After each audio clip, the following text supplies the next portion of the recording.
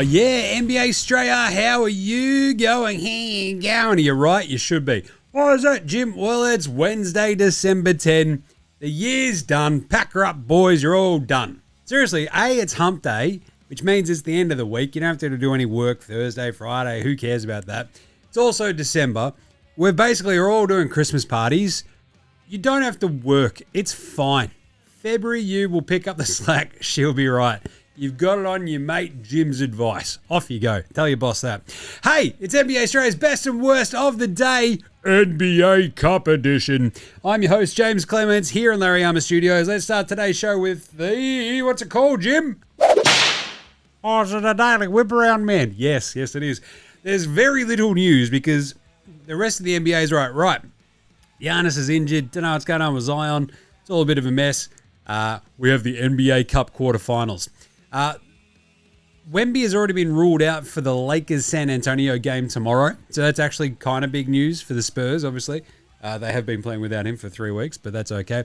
And the other weird one today was, of all the things you need to know about the NBA Cup, primarily it's like, it gets to a knockout tournament and then it goes to Vegas. That's fun. And the other one is they do it on weird courts. And for some reason, they broke the one in Orlando. I don't know how this has happened twice already. It happened in one of the Lakers NBA Cup games. It happens today in Orlando. It's just, how do you break a bloody basketball court? It's not even the cool LED ones, you cowards. Let's get everyone on these LED courts. It'd be sick for the NBA Cup. I keep banging on about it. As the vice president of common effing sense, this shouldn't be hard. Just listen to your mate Jim. Anyway, let's wrap up some games. Miami losing Orlando despite being spotted a 15-point start by the Magic. What a crazy game this was. Tyler Hero couldn't hit anything, and this was kind of what I thought might happen with this game. Desmond Bane went off his head, but I didn't expect the fast start from Miami to this degree. Miami start really fast, right? That's what they do. They average over 30 points in the first quarter. It's pretty crazy. Orlando weathered this storm so bloody well, it was terrifying. So, like a 15-zip start, the Magic don't score for the first 3 minutes of the game. It's a bit embarrassing. Jamal Mosley is like, what is going on here, man? What's happening? They finally figure it out. They finally get some buckets. And you're like, that's good. It was still 30-17 after the first quarter because Miami weren't quite able to capitalize on a bunch of the stuff they had done early. And Orlando slowly reeled them back in, and then they fastly reeled them back in. The word you should use there is quickly reeled them in, but fastly is funnier. Seriously, it was 41-40 with 6 minutes to go in the third quarter. Like, the lead was gone. It was crazy. And then they took the lead, 47-46, and the Magic were flying. You're a wizard, Harry. And off they went. Like, it was this weird mix of everybody, every time there'd be something like a breakdown, something here or there. Bala Bancaro didn't have to dominate because Desmond Bane was off his head, hitting shots from absolutely everywhere. But the cool thing was, like, they take the lead. I think Miami is still up at the half by 1 point, right? And then the third quarter, they just give them the 1-2 Costa Zoo. Get up, stay up. And there's like a three that Bane hit in about 9.5 minutes into the with 9.5 minutes left in the game, so a couple of minutes into the fourth quarter, when you usually do your TV timeout, he hits a three, and it's just a massive kick in the guts for Miami. Suddenly they're down 13, and you're like, what has happened? How did we find ourselves in this situation? Like, Norm Powell, and I guess, so this is the point I was trying to make, like, Tyler Hero had 20 points. Jim, that's not bad. He shot 7 of 17 and 0 of 6 from 3. And as a team, the Heat went 8 of 33 from downtown. Suggs put him in jail. Anthony Black was putting him in jail. Davion Mitchell was super duper solid. But Norm Powell had 21 points on 8 of 19 shooting. Bam was very good. He had 19 and 8. But still, it just wasn't quite enough. Because when the threes aren't dropping, like, it just makes it really, really difficult to keep up when the other team is hitting their threes. And Orlando for years have been a horrible three-point shooting team. Today they went 15 of 32. That's a big thumbs up. Mostly it was Desmond Bane, and that's why they brought him here. That's why they brought me here. He should have been going full Paul Pierce. He was unreal. 20 for Suggs. He hit 3 threes. You had 18 for Pala Bancaro. He hit 2 threes. Wendell. Carter Jr., he had a 14 and 10 double-double with 2 of 3 from downtown. Anthony Black solid. Tristan Da Silva was absolutely unreal. And bang, they killed the Heat straight dead. So he got straight killed. And it was awesome. What a game. This was the Desmond Bane game. I'm going to talk about him at length in a second, but 37, 6 and 5. Talking all that trash. Love that. Then the Knicks stomped the Raptors. That was it. Like, it was an absolute stomping. Like, it was just such a strange game because the Raptors, like, very similar, I guess, to the Miami-Orlando game. This came out like the absolute clappers. It was 39-35 after 1. And then the Raptors stopped playing basketball. Jim, really? Well, not really, but they mostly did. Because there was like a moment where I think it was a 30-8 run in the second quarter. And then, like, one of the Raptors, I think it was it Walter, I think, splashes a 3, and you're like, oh, God, or was it maybe, it was either Walter or Shed. They splash a 3, and you're like, I think that got them to 11 points for this quarter. Seriously, it was 30-8. It was absolute chaos. And then I think they ended up outscoring them 34-13 in the second quarter. Now, I'm no math magician, but if you get outscored by 21 points in a quarter, yeah, it gets a bit sideways pretty quickly. And the Knicks literally just put it into like cruise control. Third quarter, they just sort of hung with them. Kat had a sick dunk, and that was all she wrote. This went into garbage time late. And like the Raptors made themselves vaguely presentable, but it got blown all the way out. They're like, they're down. You turn around, it's like they're down 18 in the second quarter when they're up 4 after the first. You're like, what the hell has just happened? Jalen Brunson was incredible.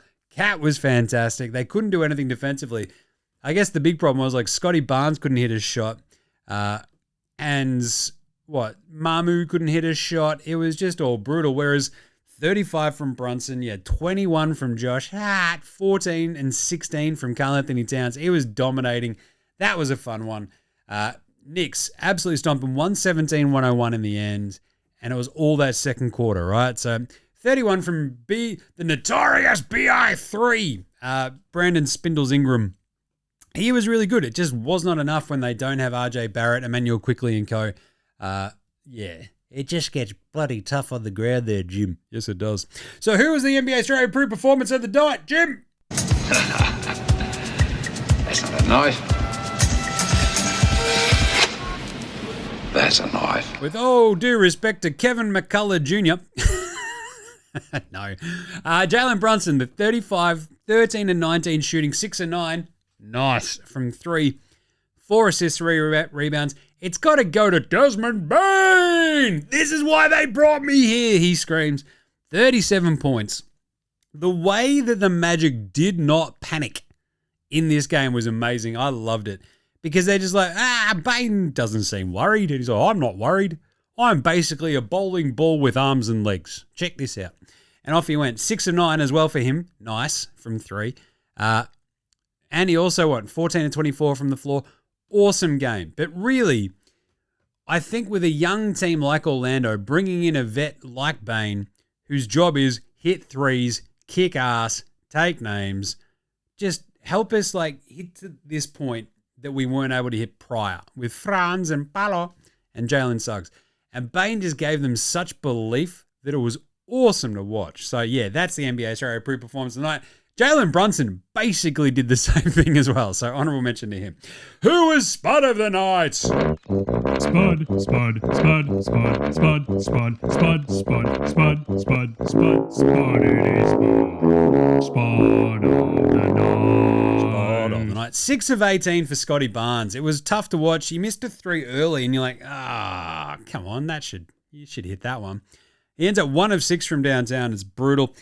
Like, otherwise, he wasn't too bad. He was, 5 rebounds, 4 assists, 2 steals, 2 turnovers.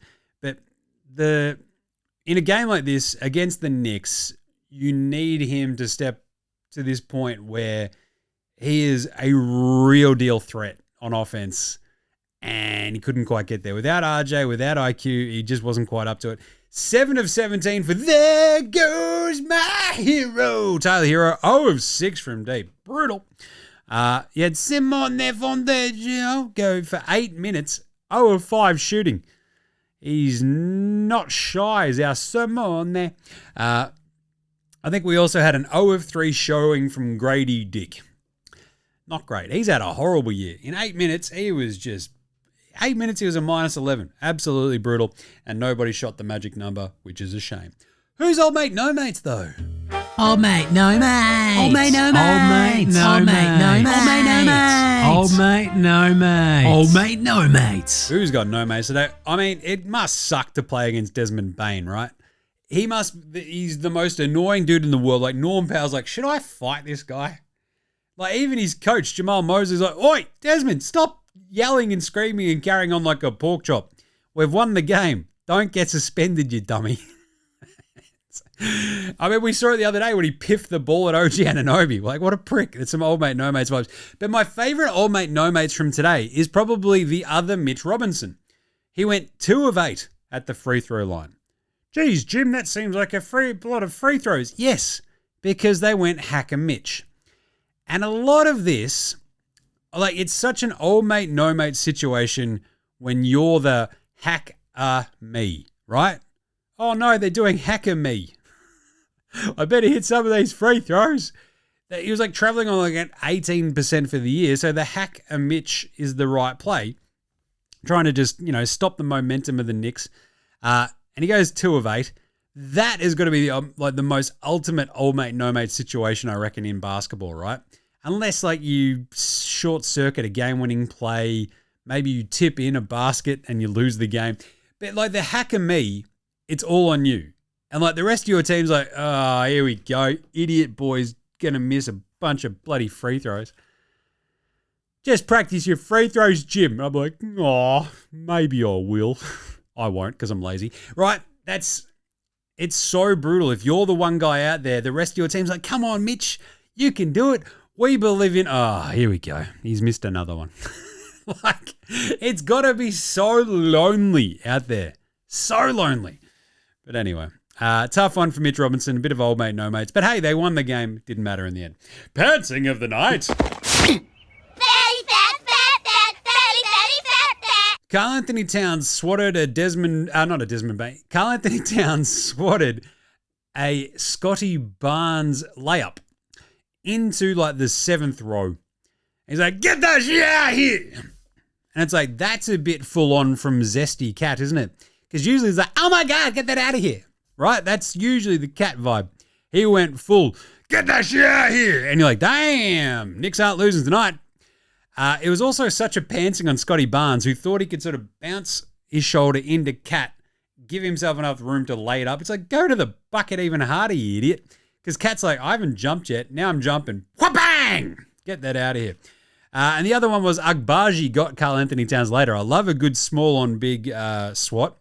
But then Cat got no one on the Raps was paying attention. That was a big problem for them today.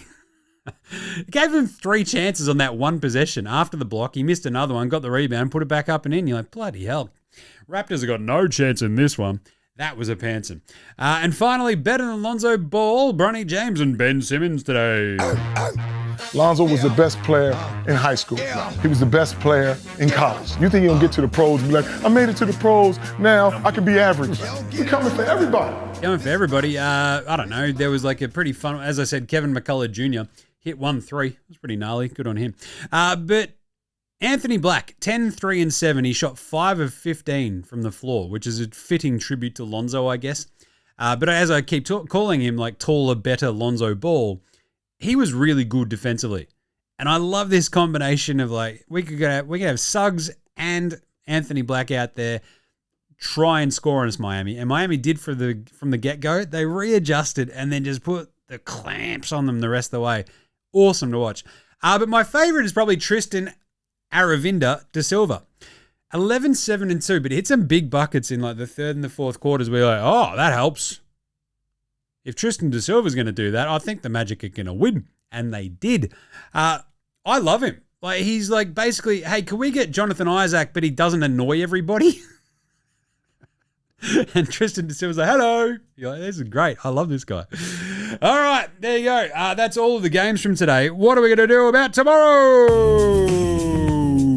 Let's do some game previews for Thursday's NBA Cup games. We're going out west. Way out west where the rain do fall. Why not? Phoenix at OKC. This was 15.5 yesterday. It's now 14.5. I think I'm still going to go the Suns. Maybe. I don't like it. I don't like it. The Suns are one of the best teams in the NBA, against the line. OKC are pretty good as well. They're not as good.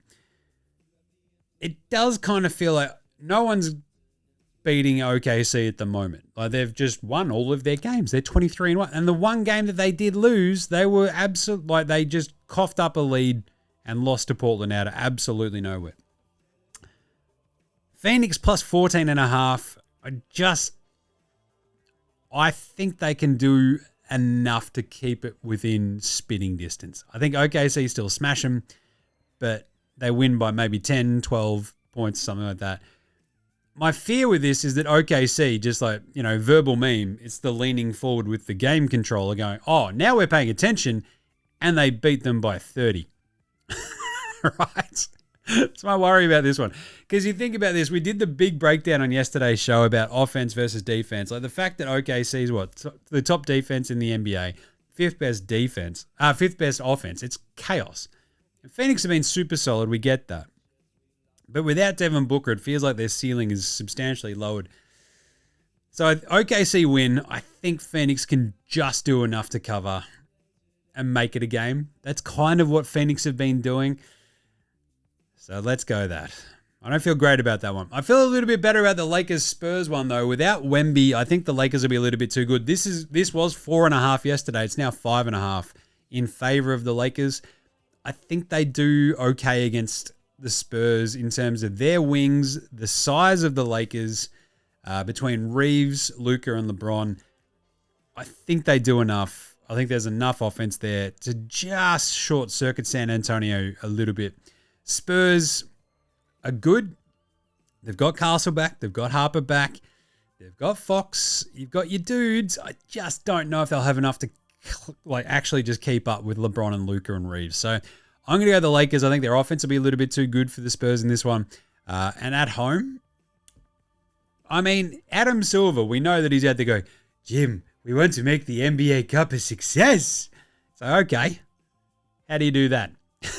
You play the Lakers and OKC in the semifinals, don't you? Yes. So I'm going to take the Lakers. And there you go. That is it for today. That's the best and worst NBA stuff. You can find all of our picks over at Dabble, all the picks for what we've been doing, obviously all of the season.